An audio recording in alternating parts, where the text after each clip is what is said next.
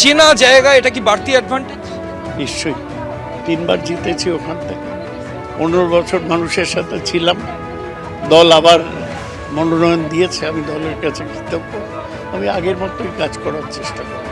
আপনি ওখানে street corner করেন, রোড শো করেন, কিন্তু এবছর বরানগরের বিধায়ক কিছুদিন আগে দল ছেড়েছে। তাতে কিছু হবে না, কর্মীরা সবাই আছে আমাদের সাথে।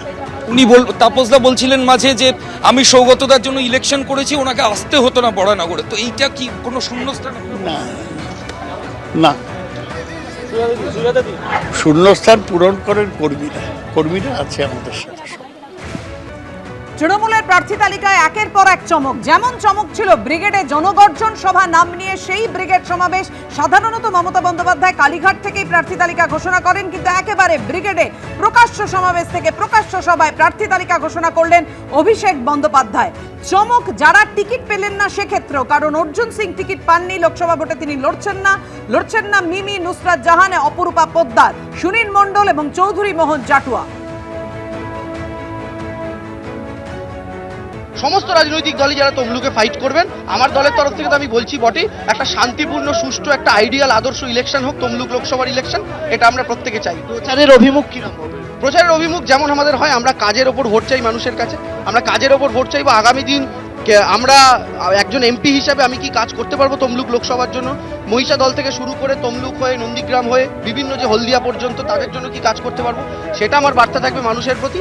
কল্যাণ বন্দ্যোপাধ্যায় এই মুহূর্তে রয়েছেন। কল্যাণদা, আপনি ফের প্রার্থী হলেন, আপনার উপর ভরসা রাখলো দল, কি এবারে বাউন্ডারি 4, গতবারে হ্যাটট্রিক ছিল, এবার বাউন্ডারি, ঠিক আছে। অভিজিৎ গঙ্গোপাধ্যায়ের বিরুদ্ধে দেবাংশু প্রার্থী, ভীষণ ভালো প্রার্থী হয়েছে, ওই দেবাংশুই পারবে গাঙ্গুলি খেলে গাঙ্গুলিকে হটিয়ে দিতে। আপনার এলাকায় আপনি তো এতদিন সাংসদ ছিলেন, কিসের বেসিসে আপনি প্রচার করবেন? যে কাজ যেটা হচ্ছে, বাংলার মানুষ তো সব জায়গায় লড়াই করেছে, বাংলার মানুষ তো এগিয়ে দিয়েছে।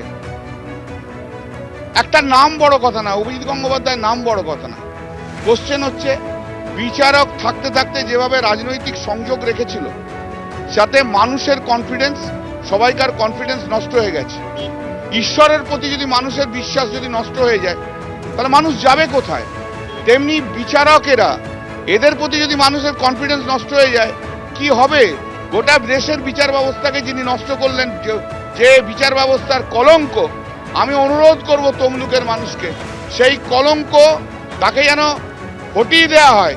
ভারতবর্ষের মানুষের কাছে যাওয়া উচিত, গদ্দার যেন বিচার ব্যবস্থায় না থাকে। আগামী দিনে তারা অনেক জজ এইরকম গদ্দারি করবে, শুধু পলিটিক্যাল ক্যারিয়ার বিল্ড আপ করার জন্য।